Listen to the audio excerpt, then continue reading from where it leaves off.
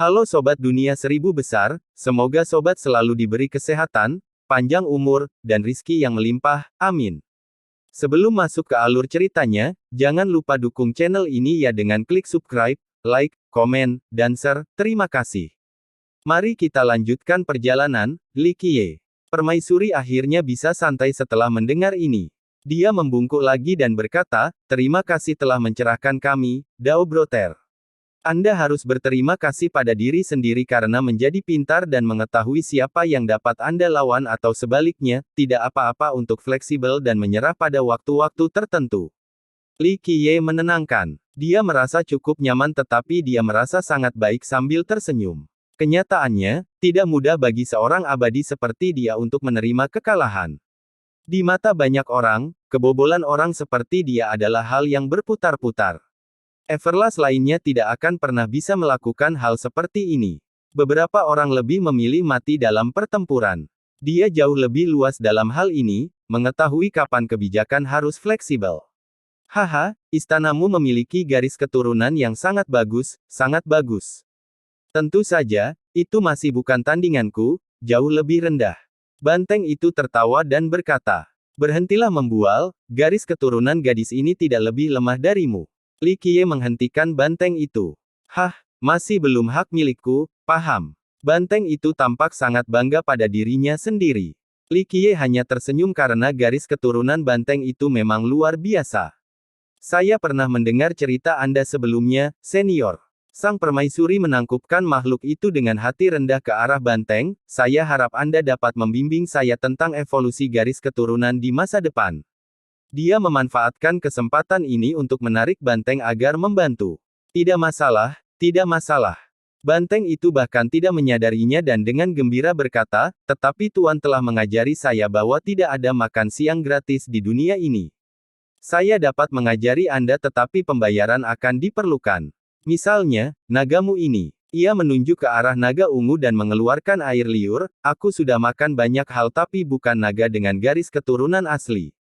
Ini tidak terlalu murni tetapi tetap bergizi dan cukup enak. Air liur mulai mengalir di sudut mulut. Rasanya seperti membayangkan sepiring penuh daging naga.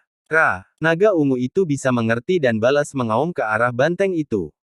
Kamu cukup lucu, senior. Permaisuri tidak tahu harus berkata apa. Ini adalah pertama kalinya dia merasakan hati hitam banteng. Saya tidak bercanda sama sekali. Ia tersenyum, sepanci sup naga sangat lezat. Saya pernah menangkap 800.000 naga banjir di masa lalu dan hasilnya tidak buruk sama sekali. Milikmu seharusnya lebih baik. Tuan, saya pikir Anda mengatakan Anda hanya makan rumput. Liu Yanbai tiba-tiba melompat. Tentu saja, tapi ada yang menjelaskan semuanya. Hanya sedikit tambahan nutrisi secara kebetulan, loh. Itulah satu-satunya cara tuanmu bisa hidup begitu lama. Banteng itu melakukan tindakan yang benar. Hanya penjahat yang bisa hidup selama ini. Li Qiye menyindir. Tuan-tuan, saya punya urusan lain yang harus diselesaikan dan harus diselesaikan sekarang. Pengadilan kami menyambut Anda semua sebagai tamu.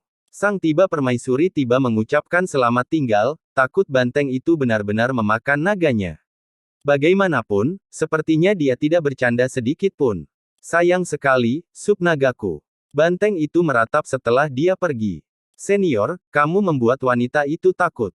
Holy Frost tersenyum dan kecewa. Haha, gadis kecil itu sangat pintar, bahkan sama pintarnya kamu. Banteng berkata, dia pasti mempunyai masa depan yang cerah. Sayang sekali Anda tidak memiliki ambisi yang sama dengannya, tidak ada keinginan untuk menjadi hegemon. Saya sudah punya banyak. Dia dengan tenang tersenyum. Itu hanya otoritas. Li Qiye menggelengkan kepalanya, masa depan tidak pasti dan bahkan kerajaan terbesar pun akan runtuh, semua harapan dan upaya seseorang hanya akan sia-sia, tidak akan bisa mencapai puncaknya.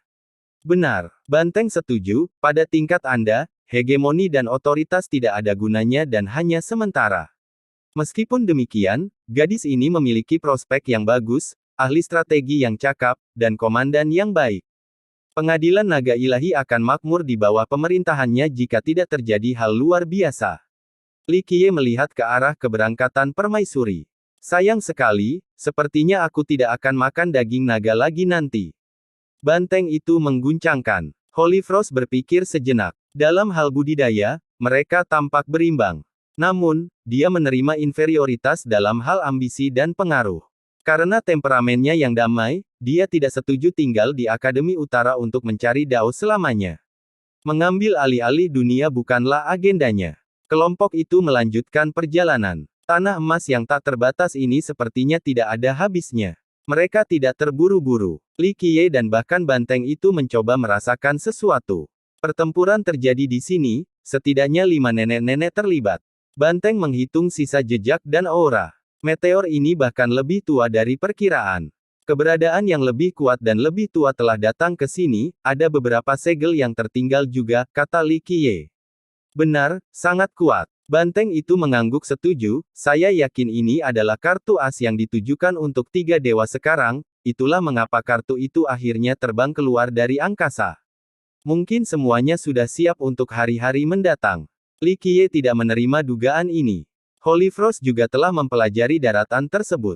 Namun, dia tidak bisa dibandingkan dengan Li Qiye dan Banteng jadi dia tetap diam untuk mendengarkan dan belajar lebih banyak. Langit perlahan berubah menjadi gelap setelah beberapa saat. Energi gelap mengalir di atas, pertanda buruk. Semua makhluk hidup di sini sepertinya berlari kembali ke sarangnya setelah perubahan ini. Udara menjadi menyesakkan dan mencekam, seperti angin sebelum hujan deras yang membuat masyarakat was-was. Ayo, kita harus pergi ke kuil sekarang. Para penggarap di wilayah tersebut memperhatikan awan hitam dan pengangkutan.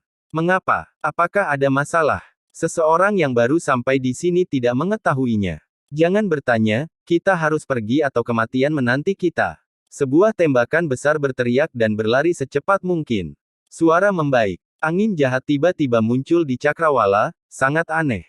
Langit menjadi sangat gelap, hampir berubah menjadi malam. Awan hitam tebal muncul, seolah menutupi seluruh dunia. Orang-orang merasa seolah-olah selimut hitam menutupi mereka. Kegelapan telah tiba, kita harus pergi ke kuil sekarang. Teriak yang lain. Cepat, aku tahu ada satu di depan. Seorang ahli kontraktor maju. Suara membaik. Awan hitam terus turun, sekarang sangat dekat dengan tanah. Ah! Awan segera menelan semuanya seperti wabah belalang. Seorang tetangga yang lebih lemah ditangkap dan diteriaki. Dagingnya habis dimakan, meninggalkan kerangka putih. Apa-apaan? Para pemula berteriak ngeri. Pergi, pergi. Satu pukulan besar memperingatkan banyak orang. Dewa sejati yang kuat menjadi sasaran kegelapan berikutnya dan tenggelam sepenuhnya. Dia cukup kuat dan memiliki lingkaran cahaya pertahanan. Sayangnya, penghalangnya tidak bertahan lama melawan gelombang kegelapan. Berlari. Semua orang berlarian panik, ingin pergi ke kuil. B. Cepat. Ada satu di depan. Seseorang melihat sebuah kuil di depan dan berlari. Secepat mungkin, mengerahkan seluruh kekuatan. Jeritan bergema di mana-mana selama proses melarikan diri. Banyak yang tidak berhasil sampai ke kuil atau tidak cukup kuat untuk menghentikan kegelapan yang aneh itu.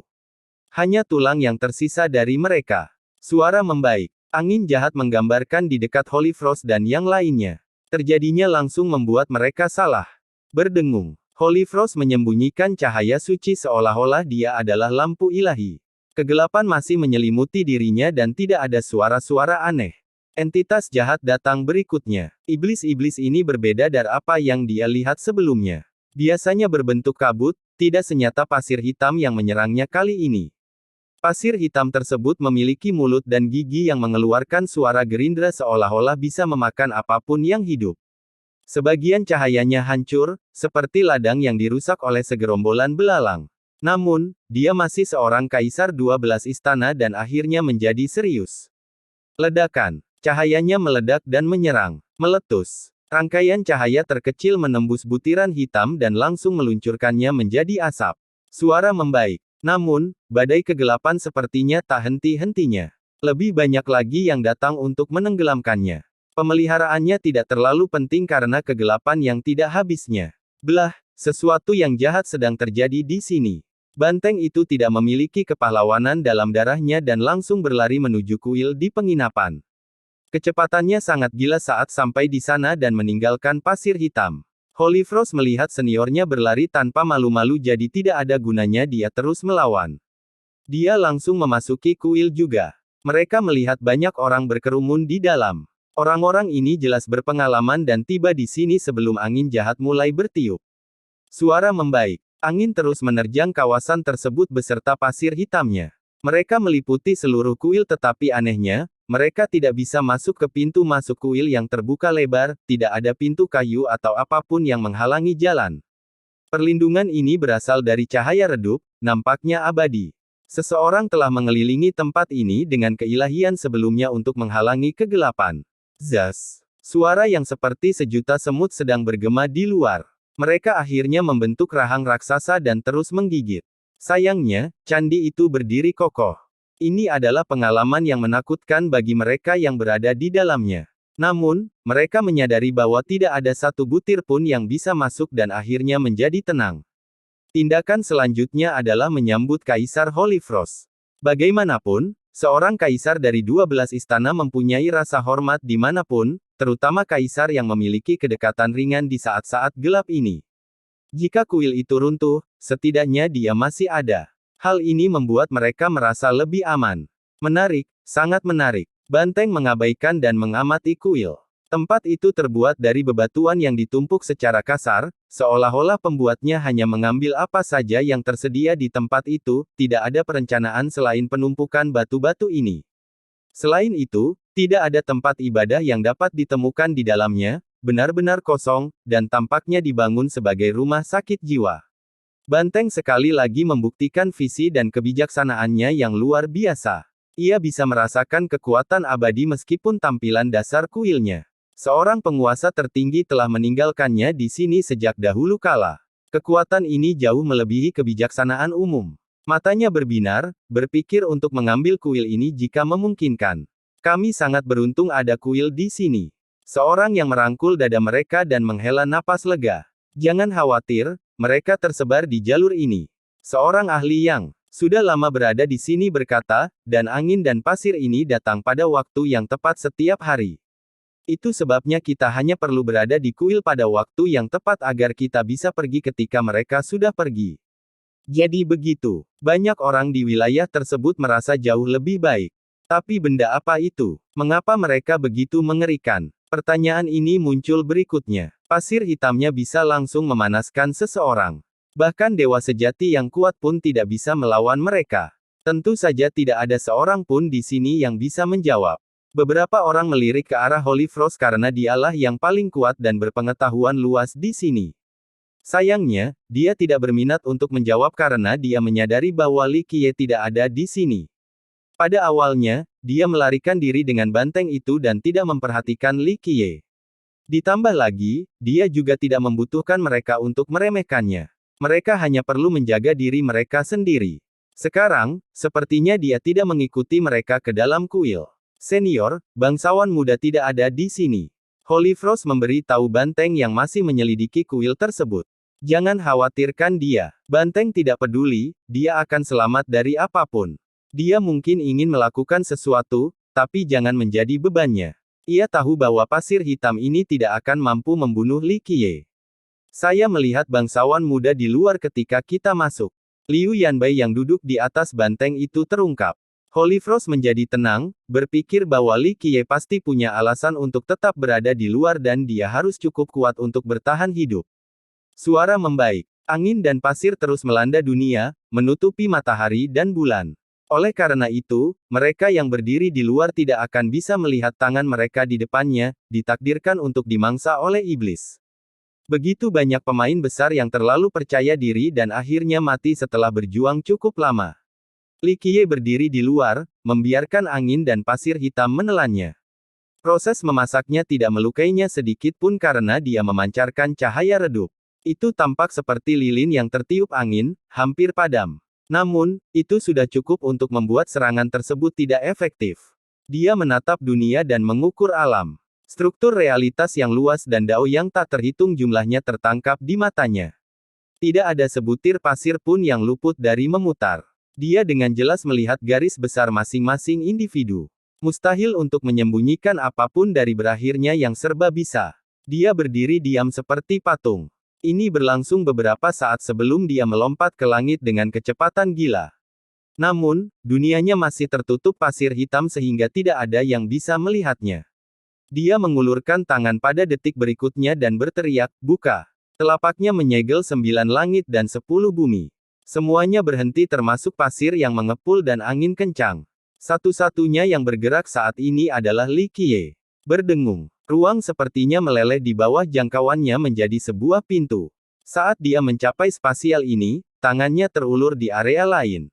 Ia telah melintasi ruang dan waktu untuk menemukan sesuatu.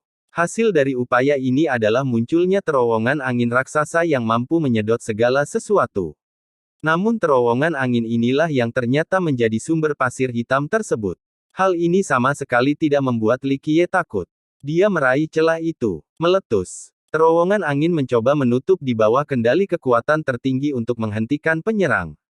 Li Qiye bersinar, pandangan menjadi tajam. Rune Dao muncul, mengubah telapak tangan menjadi tangan surga yang tinggi, penguasa segalanya. Tak seorang pun dan kekuatan apapun yang bisa menolak jangkauannya. Ia berhasil menembus garis pertahanan terowongan angin, menuju lokasi terdalam di sana. Meletus. Dia menutup tangannya tetapi tidak mendapatkan barang apapun. Terowongan angin menjanjikan angsur menjadi transparan, seolah ingin menghilang. Sudah terlambat untuk itu. Li Qiye menambahkan kekuatan pada tangannya, memungkinkannya untuk menyegel masa lalu itu sendiri. Hal ini membuat terowongan angin tidak mungkin bisa keluar. Membuka. Dia akhirnya menggunakan tangan yang lain dan meraih terowongan angin lagi. Jari-jarinya mulai menghitung sumber dari semua itu. Berdengung. Terowongan angin menjadi tidak stabil dan hampir meledak. Sayangnya, Li Qiye menstabilkan dan memaksanya kembali ke bentuk aslinya. Transformasi mulai terjadi, tanah tanpa batas, nyala api yang gagal langit, terkunci tanpa akhir. Ketika dia mendekati akhir, asal-muasalnya akhirnya muncul. Terowongan angin tidak bisa ditemukan sekarang. Li Qiye memegang lautan tanpa batas dengan sistem langit dan daunnya sendiri. Banyak fenomena dan pemandangan aneh yang bisa disaksikan. Hamparan yang tidak dapat diseberangi. Mata Li Qiye membuka saat dia mengucapkannya dengan dingin. Bukan itu yang kuinginkan. Dia menembakkan sinar api yang tiada taranya dari matanya dengan keinginan yang tidak perlu ditanyakan lagi, cukup untuk menerangi segalanya. Bahkan nenek moyang pun akan ketakutan. Mereka menerobos semua ilusi dan memaksa benda itu menunjukkan jati dirinya. Meletus. Hamparan itu tiba-tiba berubah menjadi kegelapan tiada akhir seperti jurang maut. Jurang tersebut akan membalas siapapun yang memata-matainya dan mulai membakar jiwa mereka, mengubah mereka menjadi bagian dari kegelapan. Namun, muncul Li Qiye bertahan dan terus berlanjut. Sayangnya, bagaimana seseorang bisa melewati jurang maut? Rupanya tidak ada habisnya. Sekalipun ia mempunyai tujuan akhir, itu lebih jauh dari akhir dunia. Orang bisa melihat yang terakhir tetapi tidak melihat yang pertama. Li Qiye menarik kembali tangannya dan menyentuh kening dengan satu jari, dan satu jari lagi di jantungnya. Dia mulai melantunkan, biarlah kehendakku terlaksana, hancurkan zaman dan tunjukkan asal-muasalnya dengan hatiku yang tak terpatahkan. Dadanya mengeluarkan kekuatan yang mampu menghancurkan segalanya. Hati daunnya akhirnya masuk sementara cakrawalanya menjadi cemerlang. Hal ini memungkinkan dia untuk mengintip waktu tanpa memandang zaman. Semuanya menjadi sejelas gambar. Masa lalu, sekarang, dan masa depan telah ditekan oleh hati daunnya. Dia bisa mengetahui semuanya selama penyelidikan ini. Kekuatan apa ini? Sementara itu, semua orang di dunia merasa dirinya telah dibekukan. Kaisar terkuat dan nenek moyang terkuat menarik napas dalam-dalam, tidak mengetahui sumber kekuatan ini. Tampaknya seseorang menatap aliran waktu dengan melakukan perjalanan bebas melewatinya. Ada yang lewat. Bahkan nenek moyang pun terkejut. Dalam sejarah, belum ada seorang pun yang benar-benar mampu berpindah dari satu zaman ke zaman lainnya. Melakukan hal itu dengan wujud aslinya akan menghasilkan kehancuran yang tak terbayangkan. Seluruh sungai waktu akan runtuh dan penyusupnya juga akan berubah menjadi abu. Sementara itu, hati Dao Li Qiye menghadirkan kegelapan yang tak terbatas. Dia bisa melihat sosok yang tersembunyi jauh di bawah sana sekarang. Tempat ini tidak dapat dijangkau dan hampir tidak memiliki penerangan. Letak sosok ini berada di titik tertinggi, mustahil dilacak oleh siapapun. Sayangnya, hati Dao Li Qiye telah melakukan hal yang mustahil. Sosok itu segera menyadari hal ini. Detik berikutnya, terdengar suara letupan dan gambarnya pecah seperti cermin pecah. Berubah menjadi gelembung dan menghilang, begitu pula angin dan pasir hitam. Kuat dan berhati-hati. Li Qiye memuji, tidak heran mengapa kakek tua mengatakan bahwa ia berhasil bersembunyi dengan baik. Sepertinya tidak akan mudah lagi. Dia tersenyum dan tidak mencoba lagi karena dia terlalu jauh. Ditambah lagi, ini bukanlah targetnya. Angin dan pasirnya hilang. Seseorang di dalam kuil menyadari tidak ada duplikat di luar dan berteriak. Benar, mereka sudah berangkat sekarang. Yang lain datang untuk melihat dan menyadari bahwa entitas jahat telah menghilang. Aneh, kenapa kali ini singkat sekali? Terakhir kali itu berlangsung lebih dari setengah hari. Seorang tokoh besar yang berpengalaman keluar dari kuil dan berkata, "Kita harus pergi, kudengar orang menemukan sebuah pulau di lautan api." Seorang ahli tidak mau membuang waktu dan pergi lebih jauh ke daratan. Sementara itu, Kaisar Holy Frost dan Banteng saling pandang. Mereka cukup kuat untuk benar-benar memahami tingkat memikirkan sebelumnya. Para ahli lainnya merasakan sesuatu yang mirip dengan mimpi, mimpi itu datang dan pergi dengan cepat, tidak meninggalkan kesan yang mendalam. Mereka tidak cukup kuat untuk menyadari kedekatan temporal. Hal ini tidak terjadi pada keduanya. Penindasan abadi telah terukir dalam pikiran mereka. Ditambah lagi, mereka juga mengetahui sumbernya dan mengapa entitas jahat itu menghilang sekarang, Li Qiye. Ketika mereka keluar dari kuil, mereka terlihat berdiri di luar dengan kedua tangan di belakang punggung, tampak tenang seolah tidak terjadi apa-apa. Mereka memperhatikan dengan cermat tetapi tidak memperhatikan apapun. Li Qiye sepertinya tidak sedang memberitakan atau menggunakan kekuatan untuk menekan zaman. Mereka akan mengira itu hanya mimpi seperti yang lainnya jika bukan karena kesan yang tak terhapuskan. Entitas jahat apa itu? Tampaknya mereka tidak dapat dihentikan. Holy Frost bertanya. Mengingat kekuatannya, dia bisa menghentikan dan menyiarkan angin dan pasir untuk sementara waktu. Namun, hal itu sepertinya tidak ada habisnya dan kekuatan sucinya memiliki batasan. Dia akan mengalami nasib yang sama seperti korbannya pada akhirnya. Hanya satu helai makanan keserakahan, kata Li Qiye. Hanya satu helai. Holy Frost bergidik. Hal itu sudah cukup mengerikan, bagaimana dengan wujud sebenarnya? Jauh lebih kuat dari imajinasimu. Dia bisa membaca pikirannya dan berkata, untaian keserakahan ini telah hilang sejak lama sekali dan dengan cara yang biasa-biasa saja. Kalau tidak, itu bisa menjadi jauh lebih kuat. Dia menarik napas dalam-dalam, berpikir bahwa makhluk ini mungkin berada di luar jangkauan pemahaman mereka. Dunia percaya bahwa nenek moyang adalah yang terkuat. Namun, dia tahu lebih baik dari itu. Misalnya, 3 makhluk abadi. Apakah Anda melihatnya, Tuan? Banteng itu tertawa dan berkata. Sekilas saja, Li Qiye mengangguk, bahkan lebih berhati-hati dari yang diharapkan, itu akan membuat sakit kepala. Makanya belum ditemukan. Saya tahu, sampah ini tidak akan meninggalkan hamparan tak dapat diseberangi tanpa alasan, sama halnya dengan kapal ekspedisi. Ini adalah kontes yang sedang berlangsung. Banteng itu tertawa. 3 dewa sangat beruntung. Li Qiye memandang ke arah lanskap dan berkata, haha, itu akan tetap beruntung. Banteng itu menambahkan, karena Anda di sini, Tuan. Ia tidak memiliki peluang untuk melarikan diri jika Anda ingin membunuh. Jangan terlalu cepat menyanjungku, aku tidak akan menerima pujian untuk ini. Ini adalah kerja keras dari orang bijak Anda. Mereka telah membayar mahal dan masih berusaha. Li Qiye menenangkan. Kamu juga. Banteng tak henti-hentinya menyanjung, dan di masa depan, pertarunganmu akan menentukan nasib alam semesta. Itu adalah kontribusi terbesar, tidak ada orang lain yang dapat menandingi Anda. Benar-benar tidak tahu malu dalam hal ini. Tuan, Anda membuatnya terlalu jelas. Liu Yanbai merinding setelah mendengarkan gurunya. Gadis kecil, kamu adalah katak di bawah sumur sekarang, aku sangat serius. Anda akan mengetahuinya nanti. Banteng itu memasang ekspresi serius yang jarang terjadi dan memberitahu muridnya. Ini pertama kalinya dia melihat ekspresi ini karena biasanya, ekspresi itu tidak mempedulikan apapun. Tuanmu berusaha keras dengan caranya sendiri. Li Qiye mendengus. Orang lain akan menganggap banteng itu penjilat yang tidak terganggu. Namun, Holy Frost sebenarnya merasa menghormatinya. Banteng itu tidak melakukannya demi dirinya sendiri, melainkan semua orang di 3 dewa. Ini pada akhirnya akan menyelamatkan begitu banyak makhluk hidup di sini. Ingat, banteng juga merupakan makhluk yang cemerlang, sangat megah dan mulia. Sayangnya, ia membuang harga dirinya demi melindungi tiga dewa dan penghuninya.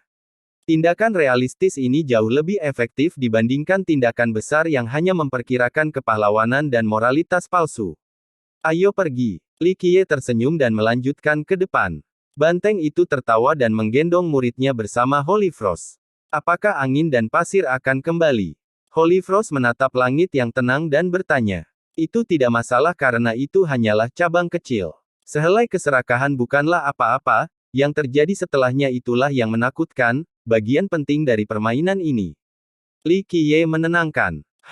Holy Frost merasakan hawa dingin di dalam. Garis depan akan segera datang, hanya itu yang saya tahu. Sulit memprediksi hal lain karena makhluk-makhluk ini tidak dapat diprediksi. Mata Li Qiye menembus waktu selama berabad-abad saat dia menjawab. Dia menarik napas dalam-dalam dan mengangguk. Haha, semuanya akan beres setelah kamu memasuki hamparan tak dapat diseberangi, kedamaian akan datang. Kata banteng itu, ini tidak akan membentuk apa yang Anda katakan dan saya tidak akan berdiam diri atau terlalu lama. Kita akan melihat seberapa sabar mereka. Li Qiye tersenyum. Saya yakin tidak ada apapun selain kesuksesan yang menanti Anda begitu Anda berada di sana. Banteng itu sangat percaya pada Li Qiye. Saya sangat bersemangat karena disitulah saya akan mencapai kesempurnaan, kata Li Qiye. Pergi ke alam terbuka bukanlah suatu keinginannya. Dia punya rencana sendiri di luar rasa ingin tahunya tentang hal-hal tertentu. Yang paling penting, ini akan menjadi kesempatan pelatihan dan penyempurnaan untuk sistem barunya, kesempatan untuk menyempurnakannya. Kelompok tersebut akhirnya merasakan gelombang panas yang membakar sebelum mencapai tujuan mereka, gelombang yang jauh lebih langsung dari sebelumnya. Itu mirip dengan lava yang dituangkan ke pipi seseorang. Manusia fana tidak akan pernah mampu menangani hal ini. Mereka akan langsung berubah menjadi abu pada saat ini. Dunia emas juga tidak ada untuk kelompok tersebut, digantikan oleh lautan lava sejauh mata memandang.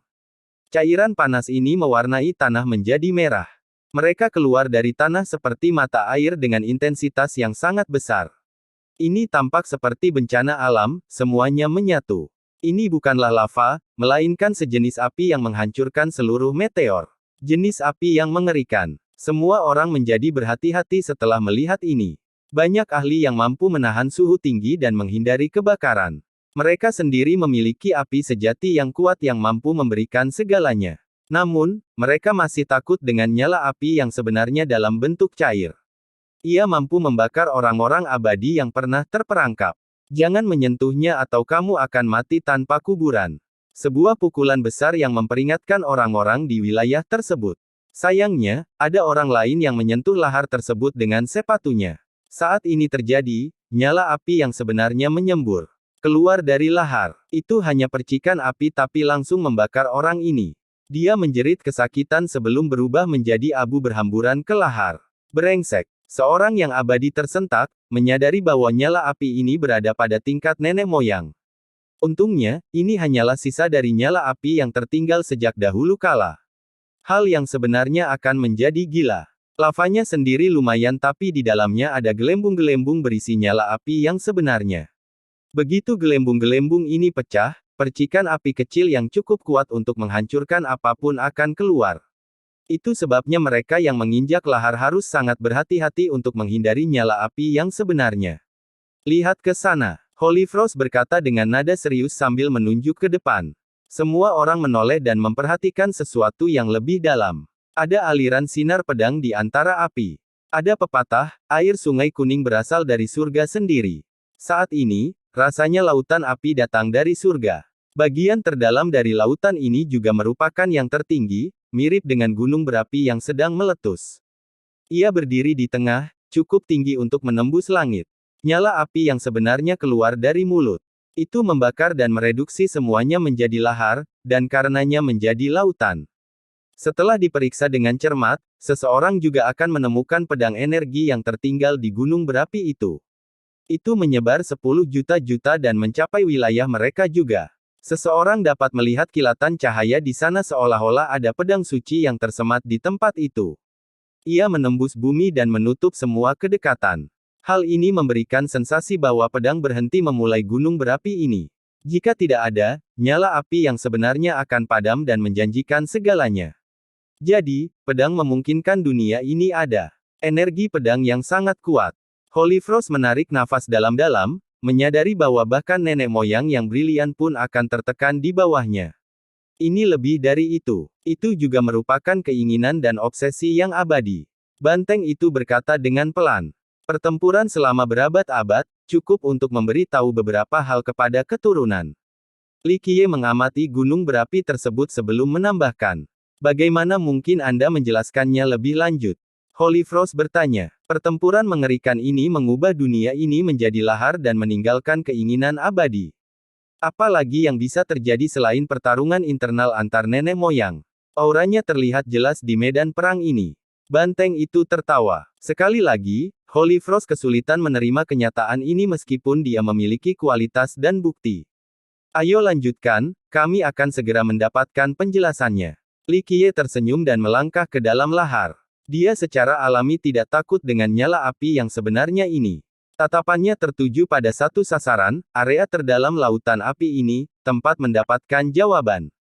Perselisihan internal jelas terjadi di sini, yang mengakibatkan pertempuran pamungkas ini. Holy Frost dan Banteng juga tidak kesulitan mengikutinya. Lautan terbentang 10 juta-juta.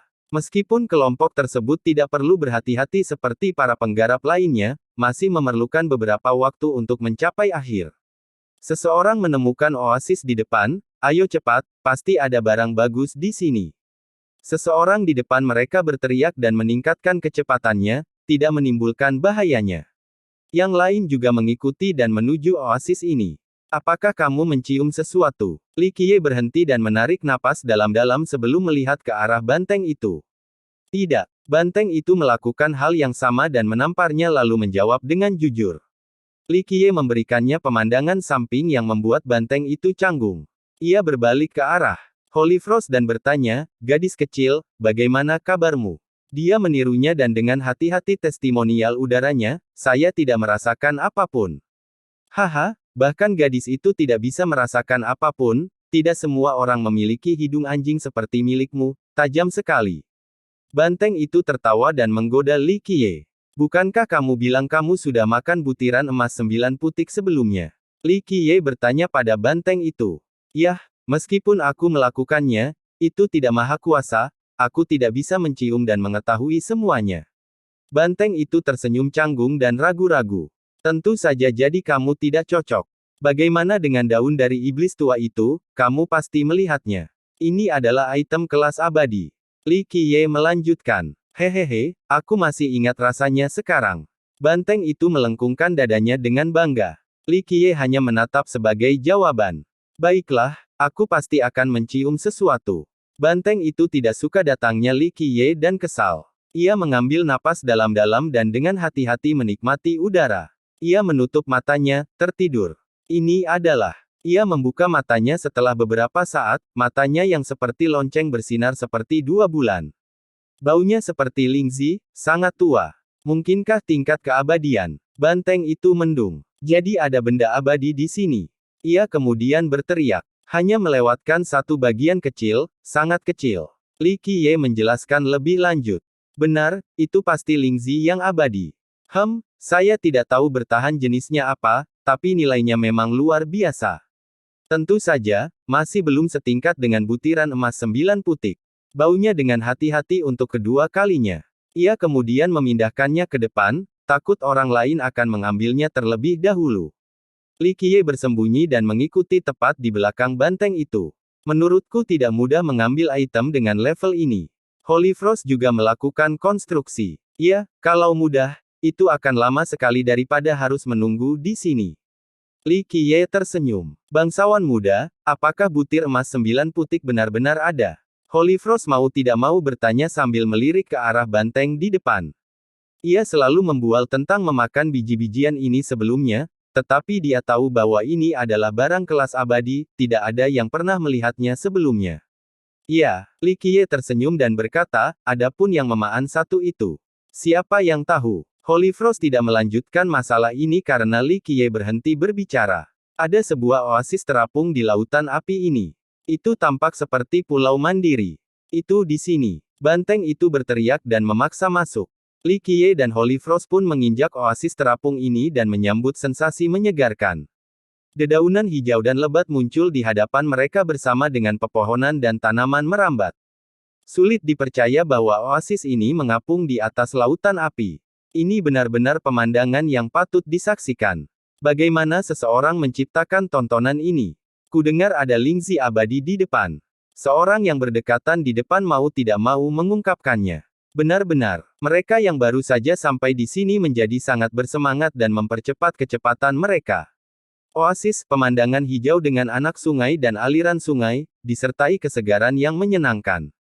Orang akan mulai berpikir, bagaimana oasis ini bisa sampai di tengah lautan api.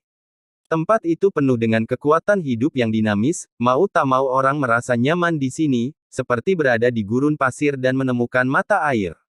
Memang manis sekali. Aneh sekali, kami sebenarnya pernah lewat sini sebelumnya dan pulau ini tidak ada. Seorang ahli merasa aneh. Tempat ini sangat misterius dan tidak tetap pada tempatnya, berubah-ubah tampilannya. Melihatnya sekarang adalah suatu keberuntungan bagi kami. Orang besar lainnya tidak menyadarinya. Jadi, tidak heran mengapa kita tidak menyadarinya sebelumnya. Yang lain mengerti setelah mendengarkan. Tempat ajaib seperti ini biasanya memiliki artefak yang menakjubkan. Salah satu leluhur dari sekte besar menambahkan. Sebenarnya itu ada di depan. Seseorang berkata bahwa itu adalah Lingzi yang abadi. Seorang tetua tidak sabar dan dipindahkan ke depan setelah berteriak. Yang lain mendengarkan dan menggali lebih dalam ke pulau itu. Bagaimanapun, sebagian besar orang di sini datang untuk mencari harta karun. Bagaimana mereka bisa melewatkan meteor yang berasal dari Uncrosable Expanse?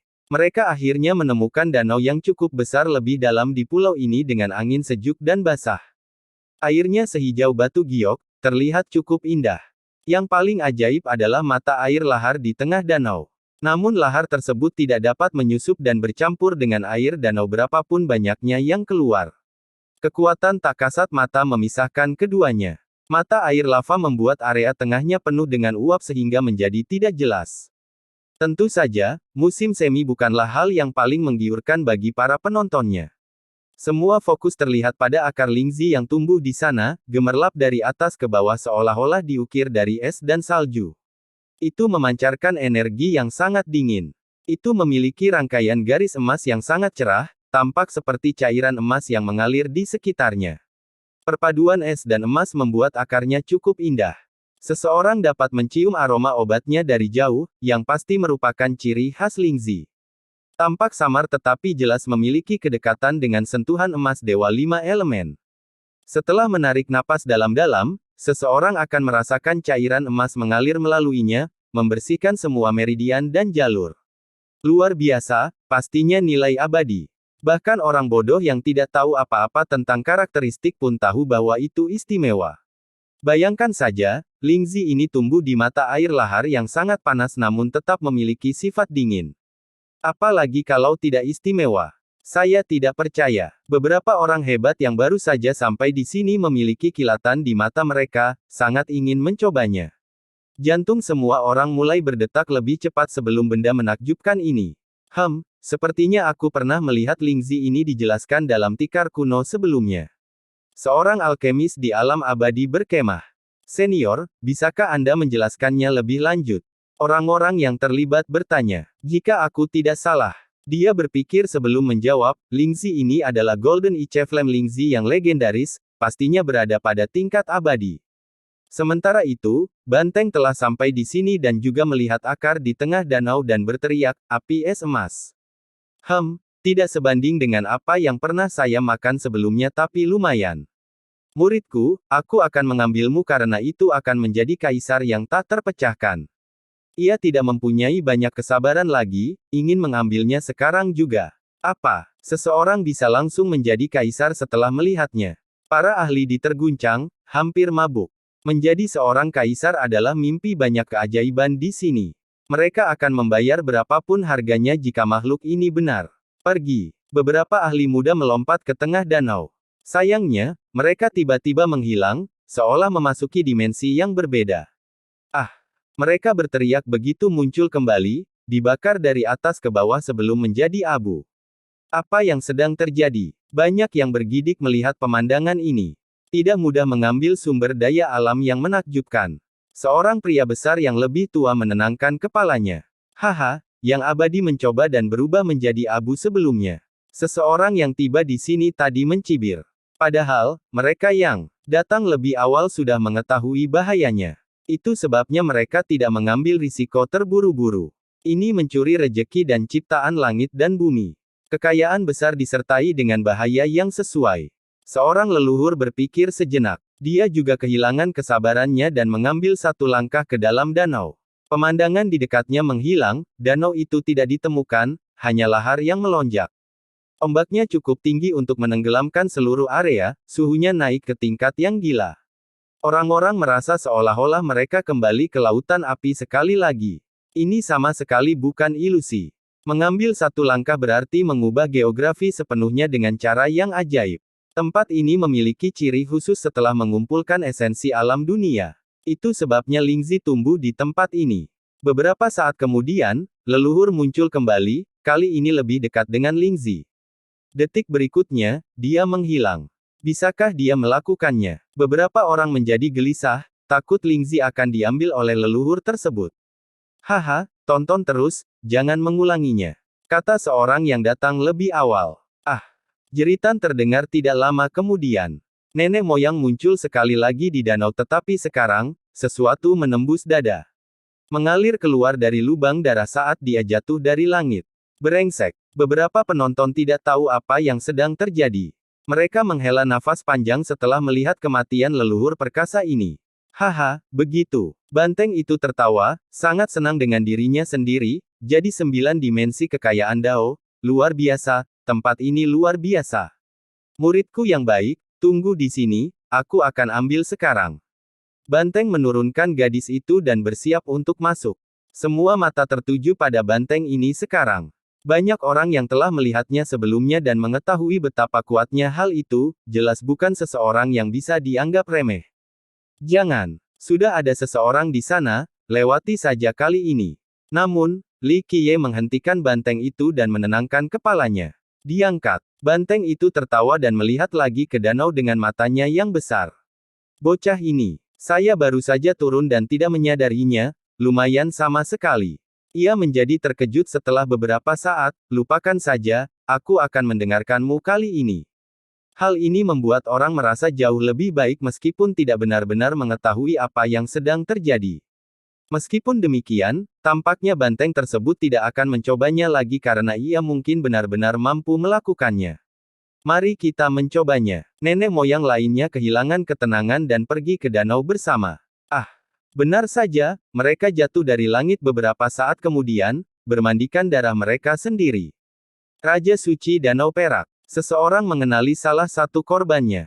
Berapa banyak orang yang masuk? Yang lain bertanya. Raja Suci 8 pertempuran, Dewa Sejati Surgawi, Tuan tanpa santai. Satu orang mulai menghitung. Sisanya menarik napas dalam-dalam setelah mendengar nama-nama tokoh besar ini. Ah! 2 tembakan besar lagi menodai danau dengan darah mereka. Itu adalah Raja Suci 8 pertempuran dan Tuan tanpa santai, teriak seorang penonton. Apa yang terjadi pada mereka? Suara seorang tetua bergetar karena dia tahu betapa kuatnya mereka. Bagaimana mereka bisa mati seperti ini? Sementara itu, Li Qiye menatap ke arah danau dan Lingzi tanpa niat untuk ikut bergabung. Sungguh luar biasa. Sayang sekali ada yang mendahului kita. Holy Frost menghela nafas dan berkata, tentu saja, itu hanya karena Tuan menghentikan saya bersaing dengan bocah itu atau saya akan lebih cepat. Banteng itu tertawa. Ini kesempatan langka, biarkan saja dia memilikinya karena kamu sudah saksikan item kelas abadi sebelumnya. Li Qiye tersenyum dan kecewa. Banteng itu mengangkat bahu sebagai jawaban, anak nakal itu beruntung bahkan Anda membantu. Saya harap dia tidak mengecewakan kami. Dia seharusnya tidak kesulitan memilih Lingzi ini.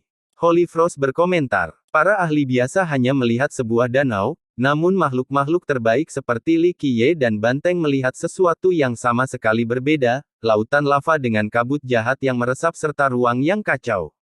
Tuan, kenapa mereka menghilang setelah masuk? Yanbai terlalu lemah untuk melihat petunjuknya. Dia melihat beberapa ahli masuk dan tidak keluar. Anda hanya melihat apa yang ada di depan Anda, sebenarnya bukan dari area ini. Banteng menjelaskan, ada banyak dimensi di danau ini. Menggunakan satu langkah akan membawa Anda ke langkah acak. Tempat kaya seperti ini punya banyak bahaya, semuanya proporsional. Yanbei mengangguk, masih terlihat sedikit bingung. Beberapa teriakan lagi terdengar selama percakapan mereka, berakhir dengan mayat muncul di danau. Berdengung. Detik berikutnya, sesosok tubuh muncul di atas udara, lalu sosok kedua. Mereka mengendarai teratai harta karun, satu jantan dan satu betina, tampak seperti pasangan serasi di surga sambil berdiri bahu-membahu. Kaisar keajaiban dan hati roh bermata tiga. Seorang penonton berseru, dia benar, dan keduanya tampak seperti pasangan yang luar biasa. Berdengung. Mereka menghilang dan memasuki dimensi lain. Mengapa keduanya bersatu? Seseorang diam-diam bertanya. Semua orang saling bertukar pandang sambil berpikir. Mereka tahu bahwa Spirited dan Metalkin War God sedang bertunangan. Namun, dia terlihat cukup dekat dengan keajaiban itu. Mereka adalah siswa Akademi Cahaya, melakukan petualangan bersama adalah hal yang normal. Seorang ahli tidak setuju. Tentu saja sebagian besar memilih untuk tidak mengulas masalah ini karena dapat menimbulkan masalah bagi mereka. Berdengung. Sebuah jalan kuno terbentang dari pertikaian dan menurun di samping danau. Seorang pria berjalan ke bawah, berdiri di sana seolah-olah dia berada di bawah melindungi 1000 orang bijak. Sen Guzan. Seorang penonton menjadi terkejut. Sen Guzan melihat sekeliling dan akhirnya menyadari kelompok Li Qiye. Dia mengatakan kepada orang banyak, Lingzi ini milik saya. Peringatan ini tentu saja membuat kepadatan orang seperti badai. Oh, pernyataan yang berani. Banteng itu memandang pria itu dan tertawa, ambil dulu sebelum menyombongkan diri. Anda, ekspresi Sen Guzan menjadi jelek, tidak menyukai hinaan publik. Saudara Guzan, kamu dan aku bersama-sama sudah lebih dari cukup. Suara yang jelas terdengar. Memperbaiki. Seorang penunggang pedang wanita mendarat di sebelah Sen Guzan. Pedang terbang keajaiban. Orang-orang secara alami mengenalinya. Dia terkenal dengan pemikirannya tetapi yang paling penting, dia adalah saudara ipar Luminous Master. Ini cukup untuk menghalangi siapapun. Dia bersinar setelah melihat kelompok Li Qiye, masih menyimpan dendam. Ini bukan waktu yang tepat untuk mengambil tindakan.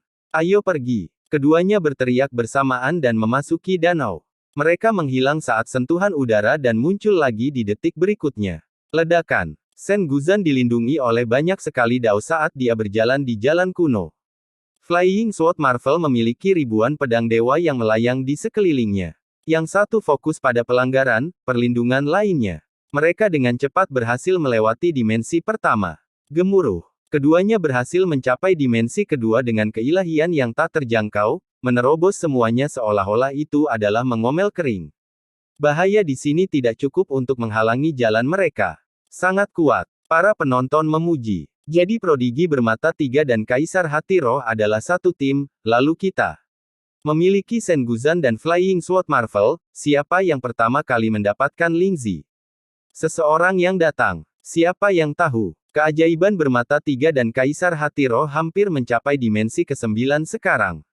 Seorang leluhur yang tiba di sini lebih awal terungkap. Suara membaik. Sebuah kapal emas tiba dan menyela diskusi. Sebuah kapal dari Metalkin Divine Court. Seorang ahli menjadi terkejut. Dua kekuatan militer turun dari atas. Mereka jelas-jelas elit, terlihat dari aura garang mereka. Seolah-olah mereka baru saja tiba di sini dari medan perang yang sulit. Legiun pengadilan yang tidak terkendali. Orang-orang menarik napas dalam-dalam. Saya mendengar bahwa legiun ini berada pada level yang sama dengan legiun binatang ilahi. Mereka tidak memiliki banyak orang tetapi mampu melawan musuh pada tingkat kekuasaan. Banyak yang mundur setelah merasakan haus darah mereka. Dua orang keluar dari kapal, seorang pria berusia di atas 30 tahun dan seorang pria tua mengenakan jubah pelayan tetapi lambang resmi. Dewa Semi Pedang, kakak senior dari Dewa Perang Metalkin. Seseorang mengenali pria paruh baya itu. Orang lainnya adalah hamba Dewa Perang Metalkin yang menyaksikannya tumbuh dewasa, dia adalah Perdana Menteri Istana saat ini. Yang lain menambahkan, jadi pasukan mereka ada di sini. Satu lagi berkata, Permaisuri Naga Ungu membawa pasukannya ke sini jadi masuk akal kalau Dewa Perang Metalkin juga akan memanggil pasukannya. Seorang pakar berkomentar. Dewa Pedang dan Perdana Menteri Metalkin Divine Court berdiri di samping danau dan menatap Lingzi di tengahnya. Yang mulia benar, memang ada benda abadi yang muncul di sini. Perdana Menteri menatap Lingzi dengan kilatan emas di matanya, kita harus mengambil benda tertinggi ini. Meskipun dia tidak memancarkan auranya, dia tetaplah seorang abadi yang kuat yang menyaksikan Dewa Perang Metalkin tumbuh dewasa. Selain menjadi hamba Dewa Perang Metalkin, dia dulunya adalah nenek moyang sistem dan kemudian menjadi pelindung pemuda ini. Dewa Semi Pedang kemudian memutarnya ke arah Li Qiye. Kamu yang paling ganas. Dia berkata dengan mata berbinar. Banyak yang memperhatikan percakapan ini sambil menahan nafas. Mereka tahu bahwa Li Qiye telah menghancurkan Dao Avatar Metalkin War God di Sky Pass. Ini bukanlah sebuah perseteruan. Li Qiye mengabaikannya karena dia di sini hanya untuk melihat Lingzi. Berani menentang pengadilan dan ras kita. Cukup berani, kata Dewa Pedang dengan tenang. Meskipun nadanya tetap tenang, semua orang merasakan pedang terhunus dan melepaskan auranya dengan tujuan untuk memenggal kepala. Perkelahian, mungkin. Seorang penonton bergidik setelah merasakan energi pedang. Mungkin, nama Dewa Pedang ini adalah Niu Yunhao, cukup kuat dengan dao pedang yang berat. Menurut rumor yang beredar, tidak ada yang bisa menerima tebasan penuh darinya, itulah gelarnya.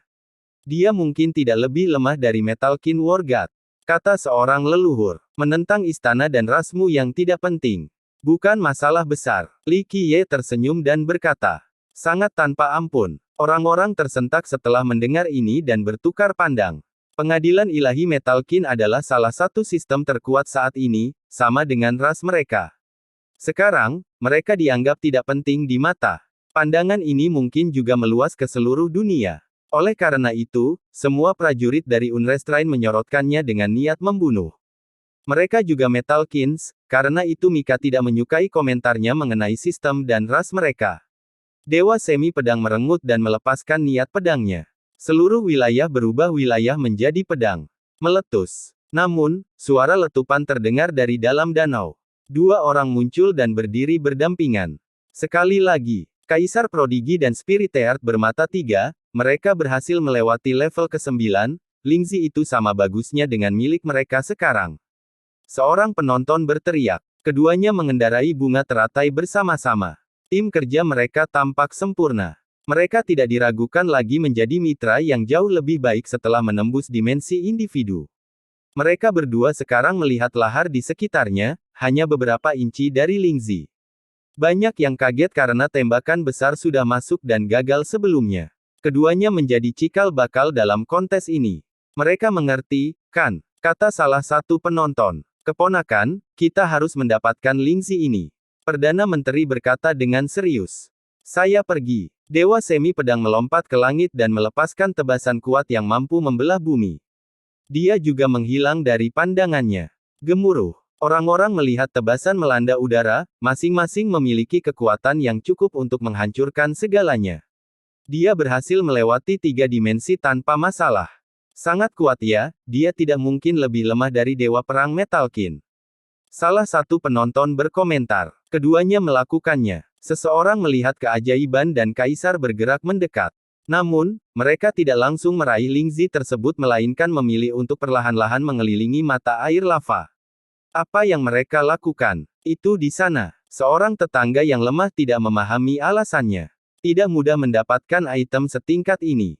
Seorang leluhur menggelengkan kepalanya, matamu melihat bahwa jaraknya hanya beberapa inci tetapi, pada kenyataannya, mungkin merupakan dunia yang terpisah.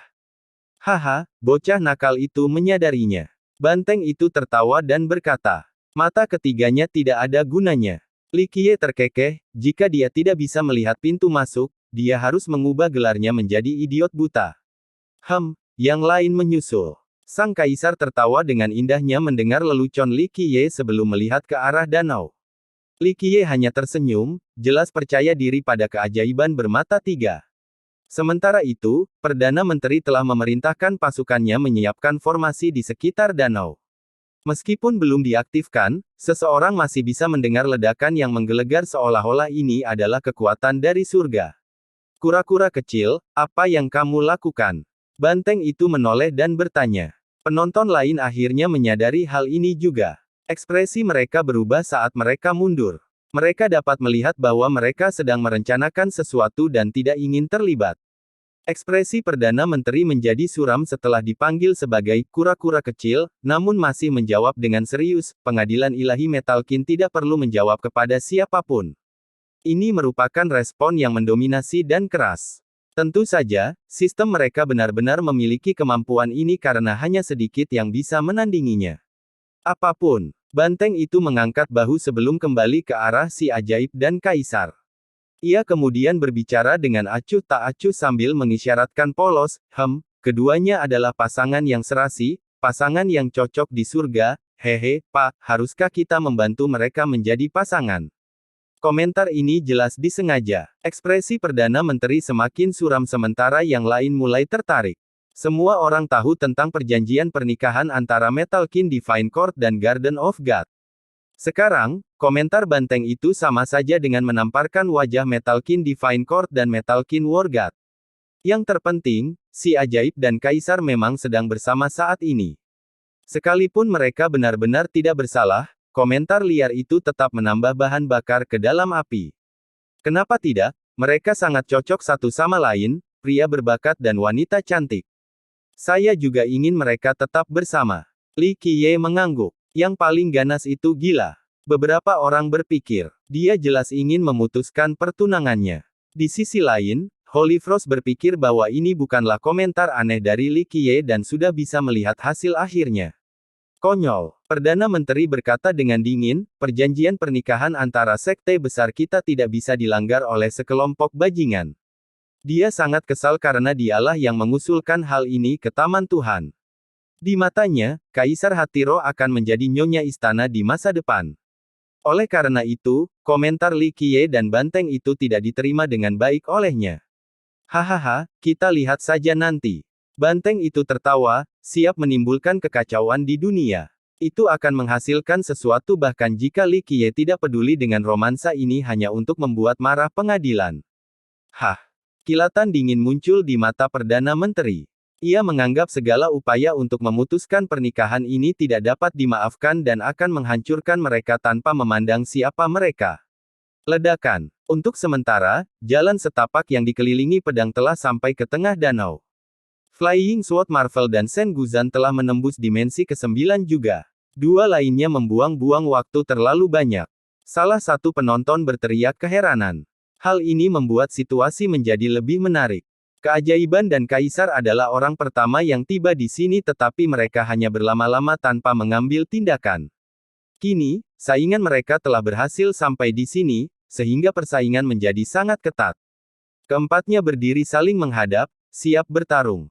Rekan Daois bermata tiga, kami menginginkan Lingzi ini. Sen Guzan tertawa dan menyatakan, hah, benarkah sekarang? Keajaiban tidak pernah takut pada siapapun. Dia sendiri adalah orang yang sombong dan berkata, Lingzi ini sudah menjadi milik kita. Flying Sword Marvel dipahami sebagai jawaban, kami berdua bisa menghancurkanmu dalam hal kekuatan. Dia tampak sangat marah saat membuat pernyataan ini. Meskipun demikian, ini cukup masuk akal. Keduanya memang lebih kuat dari keajaiban dan kaisar. Ledakan. Tiba-tiba, pedang besar menembus struktur spasial. Pendatang baru ini jelas adalah Dewa Semi Pedang. Dia masuk, tampak seperti dia tidak terpecahkan. Dao saudara, mata Sen Guzan menjadi serius. Maafkan saya harus mengambil beberapa Lingzi tingkat abadi ini. Dia terdengar sopan tetapi tidak memberikan ruang untuk penolakan. Dao yang berani, yang paling mampu adalah yang paling pantas. Guzan terkekeh, tampak percaya diri. Dia juga tidak bungkuk dibandingkan dengan Dewa Pedang. Perbatasan Tuhannya tidak boleh lebih lemah dari pengadilan ilahi. Lingzi bukan milik siapapun kecuali kita. Keajaiban itu menyala, bahkan lebih sombong dari Guzan.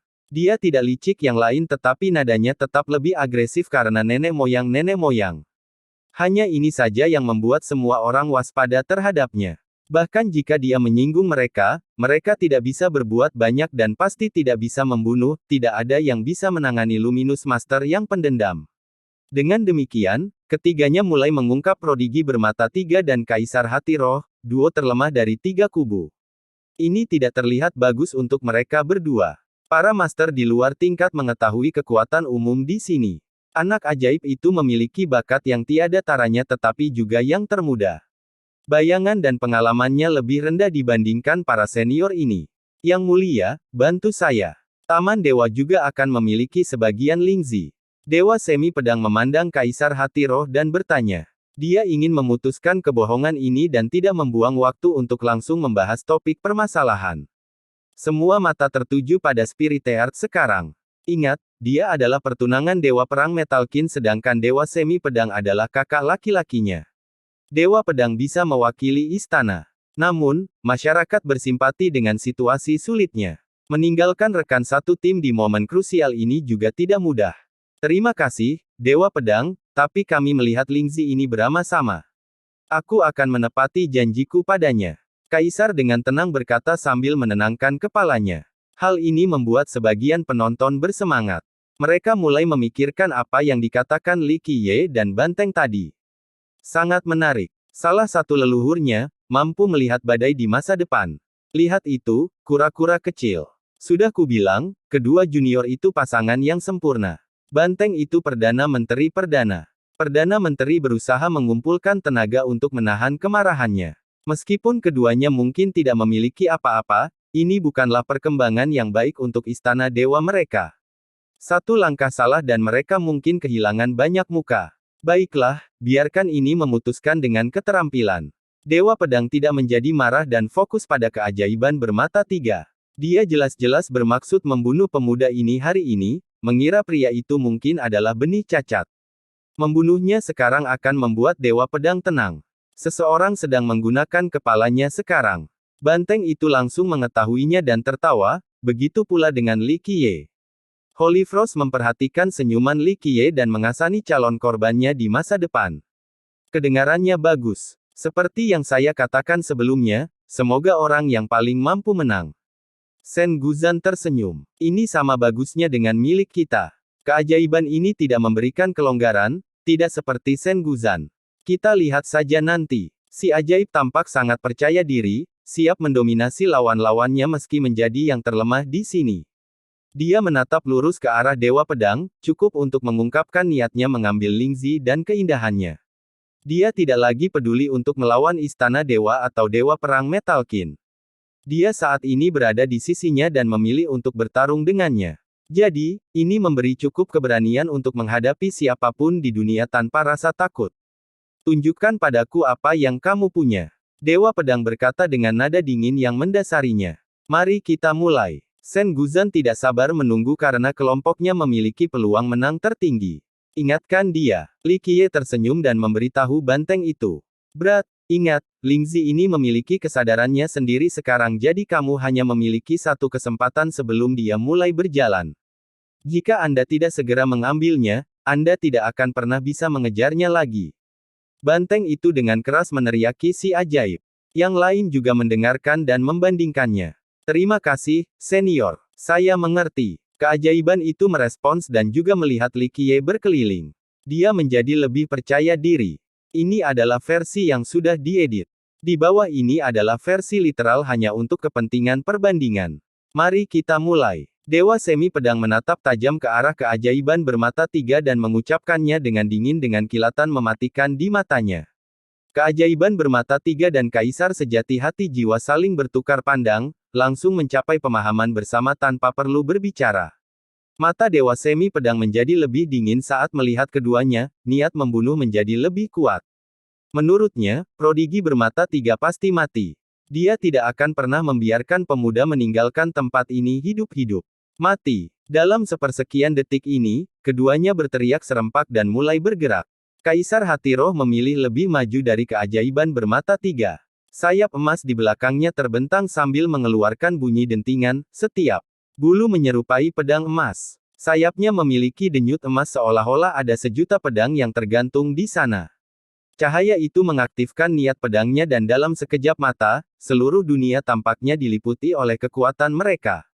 Kamu akan jatuh. Kaisar Sejati Hati Roh berteriak ketika sayapnya dibungkus Dewa Pedang secara vertikal. Kaisar Tujuh Istana seperti dia bukanlah orang yang bungkuk. Memperbaiki. Kedua sayap itu dibungkus seperti dua pedang, mampu memutuskan langit dan membelah Grand Dao dan kekacauan primordial. Dia juga memancarkan aura suramnya, menghasilkan ledakan yang keras.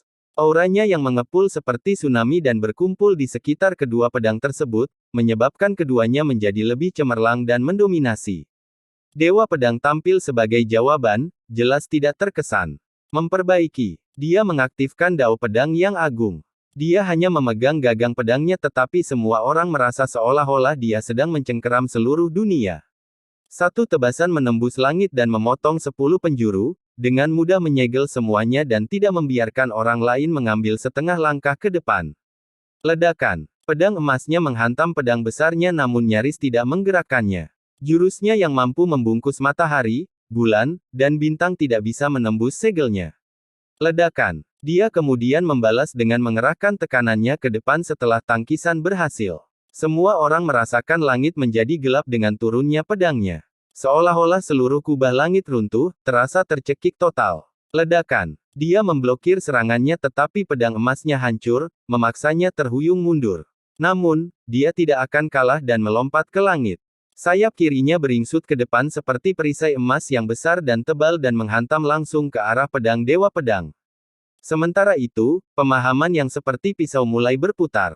Memperbaiki, memperbaiki, memperbaiki. Pusaran emas segera muncul di langit saat pedangnya menciptakan badai yang berbahaya.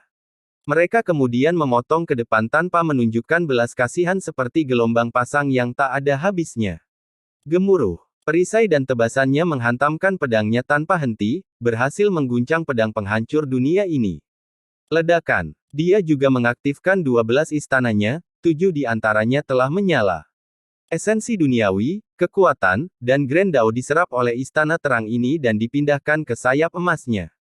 Perisai dan pedang memancarkan cahaya cemerlang dan tidak menunjukkan belas kasihan dalam serangan gencar mereka. Gemuruh. Bahkan seseorang licik dia tidak bisa menahan diri untuk mundur beberapa langkah. Itu adalah kaisar sejati bagimu, yang memiliki kelebihan yang tidak tersedia bagi dewa sejati. Banyak yang memuji setelah melihat adegan ini. Makan ini. Dewa Pedang meraung setelah diguncang. Ledakan. Dia mengambil satu langkah ke depan dan sepertinya menghancurkan dunia. Memperbaiki. Tebasan lain muncul dan menghancurkan langit dan sebelum menghancurkan bumi. Tebasan vertikal ini menyebabkan ledakan keras sebelum benar-benar sampai. Ruang angkasa langsung hancur karena kecemerlangannya. Sangat kuat. Banyak orang di tepi danau yang menarik napas dalam-dalam, mengira tebasan ini dapat membunuh seorang kaisar. Ledakan. Dunia bergetar dengan ombak yang menjulang tinggi yang memukau sejak hampir-hampir menembus seluruh danau.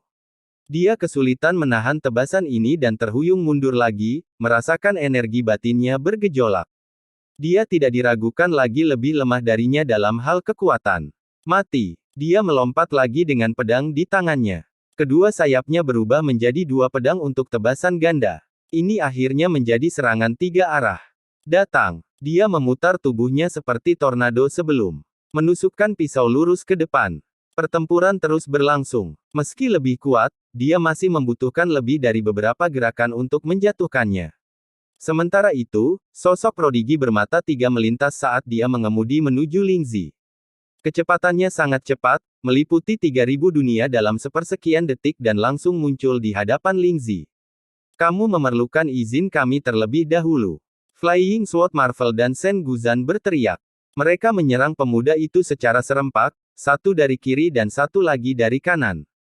Ledakan. Sen Guzan memanfaatkan gerakan yang menggemparkan dunia, wilayah palem tertinggi. Wilayah ini mendapat restu dari para dewa dan kaisar.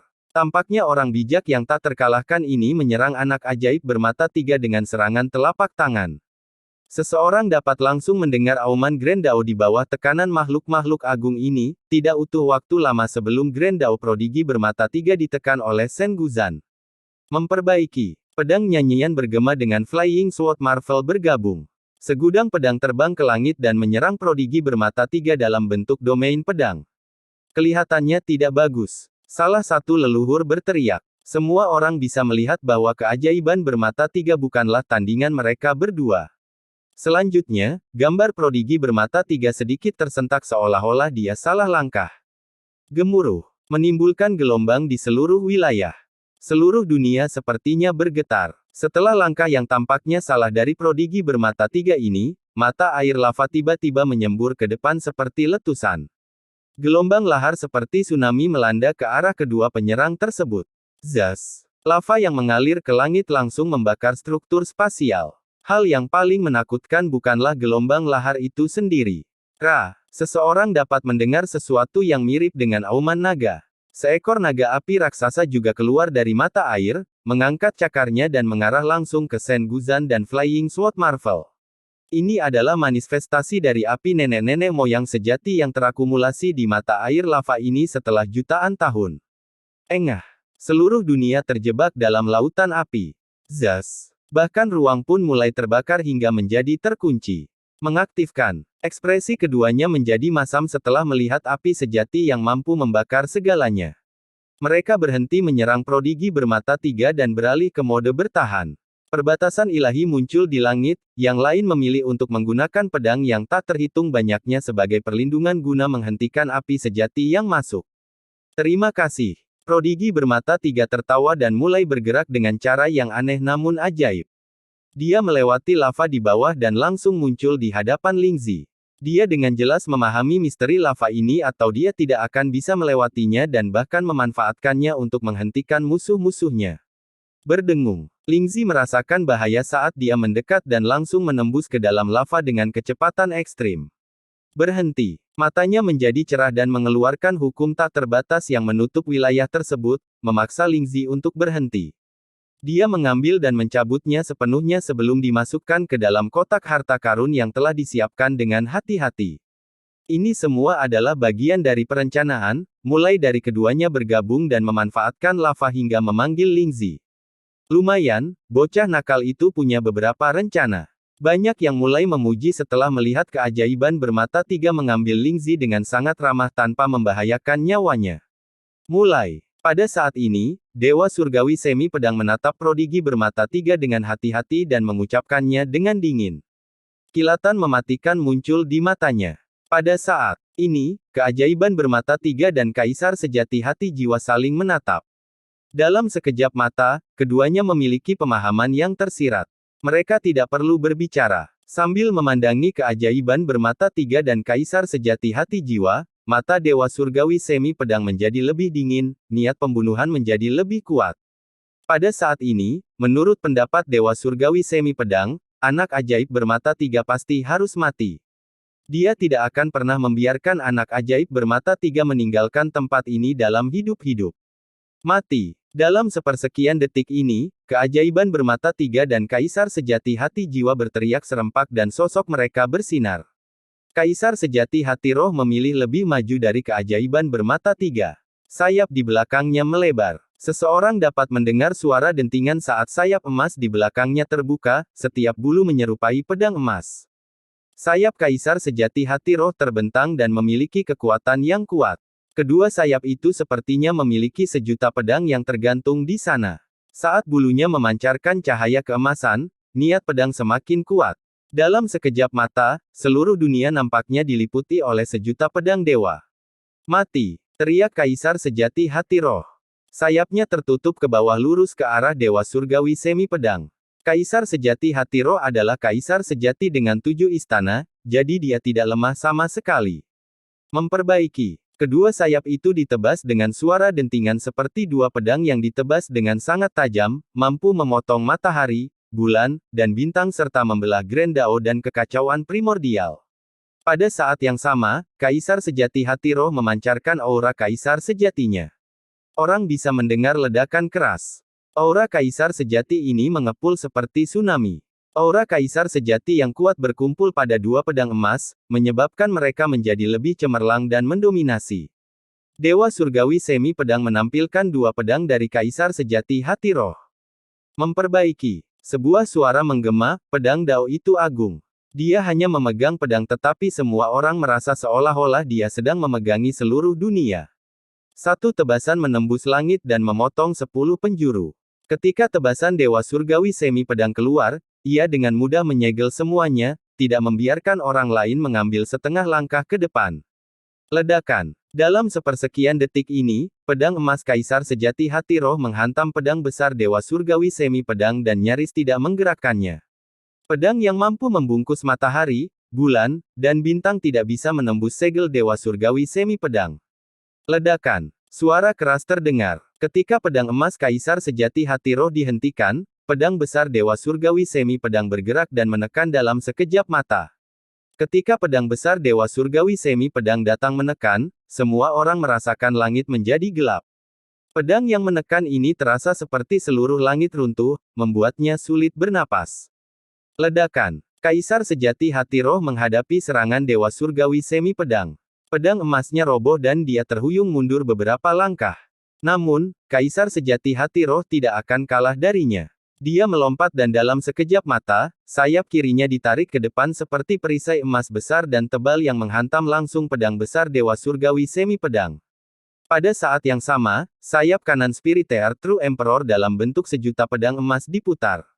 Memperbaiki, memperbaiki, memperbaiki. Pusaran emas segera muncul di langit.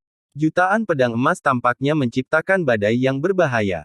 Selanjutnya, jutaan pedang emas langsung ditebas. Setiap potongannya tampak seperti gelombang emas besar yang tidak menunjukkan belas kasihan. Gemuruh. Perkenalan keras terjadi tanpa henti. Perisai emas besar Kaisar Sejati Hati Roh dan gelombang jutaan pedang emas menghantam pedang raksasa Dewa Surgawi Semi Pedang. Gerakan itu mengguncangkan pedang besar yang mampu menghancurkan dunia.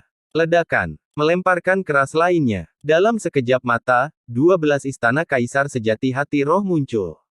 7 di antaranya telah menyala. Ketika 7 istana menjadi terang, esensi duniawi, kekuatan, dan Grand Dao diserap oleh istana-istana ini dan dipindahkan ke sayap emas Kaisar Sejati Hati Roh.